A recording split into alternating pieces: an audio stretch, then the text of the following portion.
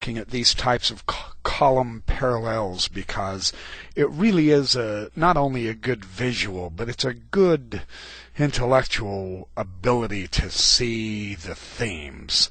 And it's kind of nice. Abraham 1:28. I shall endeavor hereafter to delineate the chronology running back from myself to the beginning of creation. For the records have come into my hands, and I hold them right now, up to the present time. Pyramid text says, I, the king, became Sia, who bears the God's book at the right hand of Re.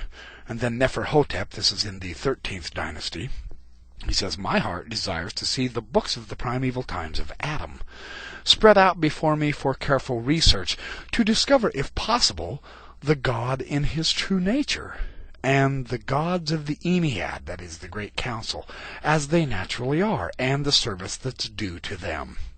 And I want to be united with them. I want to know God in his true form, that I may represent him in an image as he was in the beginning, that I might officiate as their proxy and improve their memorials on earth. That's pretty interesting ambition, isn't it? It's the same principle Abraham says.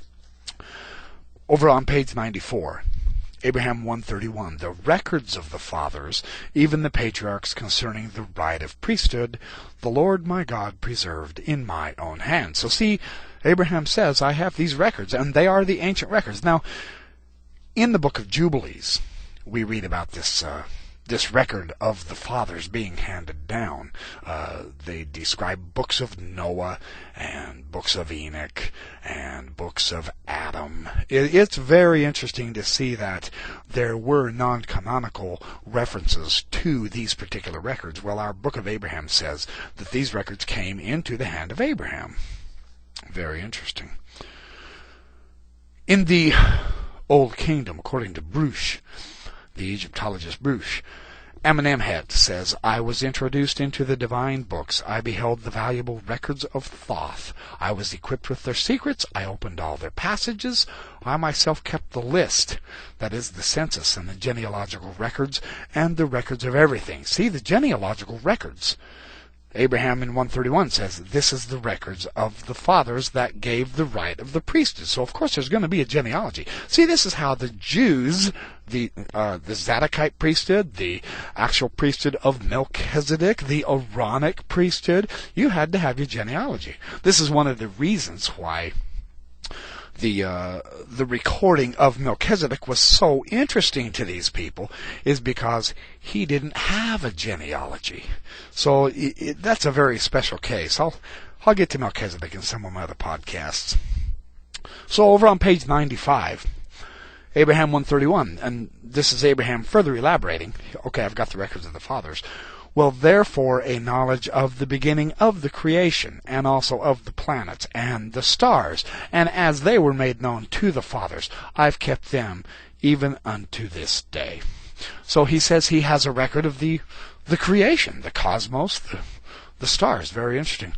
Henry Frankfurt notes that the king's authority was founded not in the social, but in the cosmic order. And this is the story of the creation. This is what held the clue to the understanding of the present. See, without the prologue, you don't understand what's going on in the story, so on and so forth. The pre-existent corporation at Heliopolis. This is the great observatory, see? Well, apparently this was the court which performed the nomination of the king by acclamation. I prefer to call it either the pedigree of the gods or the lineage of Horus, and not the Ennead. See, the pedigree was looked upon by the Egyptians as a cosmogonic concept with Adam as the primeval deity. This is according to Rudolf Anthus. And then over on page 96, Abraham again, 1:31, he says, I shall endeavor to write some of these things upon this record for the benefit of my posterity that shall come after me. So he has the records, and now he's going to include his understanding of the cosmos, of how God interacted with him, the covenant God made with him, and so on and so forth, so that he in turn can turn around and hand it on. See, this is a very Book of Mormon theme. Well, this theme of the records of the fathers being written, updated, edited, put together, constantly handed down. This is discussed in the book of Jubilees. Very interesting. Well, so in the old Egyptian, Thutmose III says, "My Majesty has produced," that is made, "this autobiography to put it before my father Ammon in this great temple of Ammon, as a memorial forever and forever, an inscription on the temple walls for public edification." Ptah-hotep concludes his autobiography, "Let this be read or recited by his children. If you will bequeath your offices to your children, whether you read this or you listen to it, give a thought to the subject and speak a word in his memory." And then again, he does quote Jubilees, actually, on page 97, the top of 97. This is good. Jubilees 39:6. "Joseph in Egypt remembered the words which Jacob his father used to read from amongst the words of Abraham."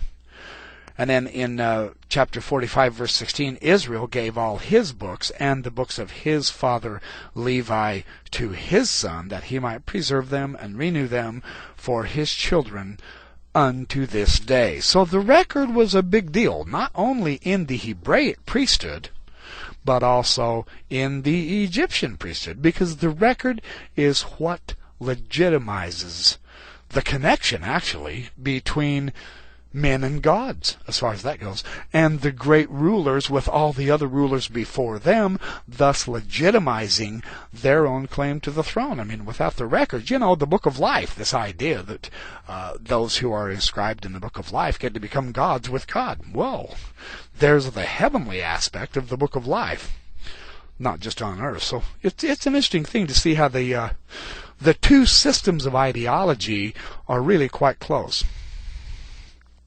Well, I've actually got R.H. Charles' Book of Jubilees. I'm going to read a little bit out of this. Why not? Page 19 in the Book of Jubilees. "For this reason it was ordained on the heavenly tablets." So this idea of heavenly tablets is really quite prominent in the Book of Jubilees. "The angels of God saw how a certain year, this Jubilee, the women were beautiful to look upon, and they corrupted themselves," and all that. "So judgment was ordained upon the angels of God, and is written on the heavenly tablets in righteousness, and all their judgments are ordained and written and engraved." He says that on page 20, Jubilees chapter 5. I've just got a few of these marked. There's a lot of them, though, actually. Chapter 16, "His name is ordained and written in the heavenly tablets." This is about Isaac. This is when Sarah laughed when Abraham was told, "Yes, you're going to have a son," and they were too old, of course, Abraham and Sarah, and both of them kind of had questions about it. And Jubilees describes how the reason, of course, that they're going to have Isaac is because his name is ordained and written in the heavenly tablets. Now,